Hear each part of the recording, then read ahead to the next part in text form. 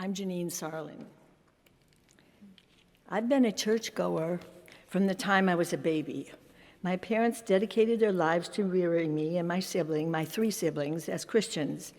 When we reached 13, we were baptized by trine immersion and became full members of the Church of the Brethren located in southern Minnesota. Growing up, the church was a spiritual and social center for the majority of our activities.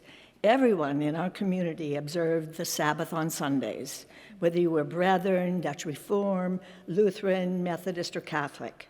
Everybody went to church.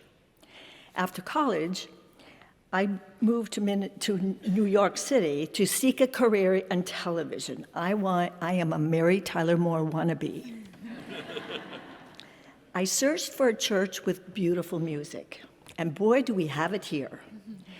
I first joined a Methodist church. I went to church on Sundays, but I didn't feel involved.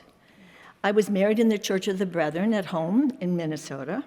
A few years later, my son and daughter went to Christ Church Nursery School in New York, and then, however, they wanted to be baptized in my home church too. A few years later, for a few years, not only later, but during, I was a Sunday morning churchgoer. You could call me a church taster. I was very comfortable in any sanctuary, alone or with fellow believers. At one point, I transferred my membership to a Presbyterian church in the Hamptons, but I didn't get involved. So for a few years, I was just going to church. Decades later, while I was studying the life and the teachings of the Masters of the Far East by Spalding, I realized I needed guidance other than my own prayer life and sporadically going to church. In that search, I initiated a long phone conversation with a Canadian Buddhist monk who was a psychic. And I was surprised. During that conversation, he said, "You need to find a spiritual home." And I said, "What do you mean? I go to church." And he said, and I was offended. He repeated to me, "You need to find a spiritual home 7 times." At that point, I was totally annoyed, and I tried to brush it all off, but I never forgot it. About a week later, true story, at a caviar and champagne tasting event, it's part of my job as a food professional. Somebody has to do it. I met a woman standing in line, and we're chatting in front of the caviar. And I told her about the monk's directive to me: "You must find a spiritual home." Not missing a beat, she said, "I know you need to go to the Fifth Avenue Presbyterian Church. You'll love it. I'm going to be out of town next Sunday, and so I can't go with you, but I'll see you then." And I thought, I can go to church by myself.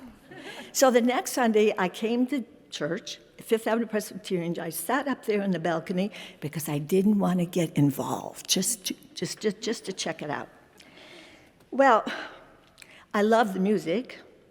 I was moved, as I was this morning. In fact, I went through 3 to 4 Kleenexes to dab the tears away during the sermon. At that point, I felt it was divine intervention, and I decided to join Fifth Avenue Presbyterian Church. It was in 1993. I filled out the form, put it in the offering plate along with my money, and decided to pledge and get involved in this spiritual community. And I've called this place my spiritual home since then. Being a pledge member, my faith has deepened, as has my blessings. I studied hermeneutics, become a member of the theater fellowship, helped in the kitchen on Meals on Heels. I served on the deacon board 3 times. I didn't get it right the first 2. And then I was ordained as a Stephen minister, and that enriched my spirit. I've served on various committees, session, in and out, outreach committee. Right now, I'm on the session for my 2nd term. You see, if you don't get it right the first time, they bring you back to see if you can check out the 2nd time. I am involved. To me, when I pledge, I confirm that I am a glorious child of God. I know deep in my heart that I have been spared for such a time as this. I've received more grace and love than I'll ever be able to repay. I'm immensely grateful for my spiritual home. I urge you to pledge and make Fifth Avenue Presbyterian Church your spiritual home. Thank you.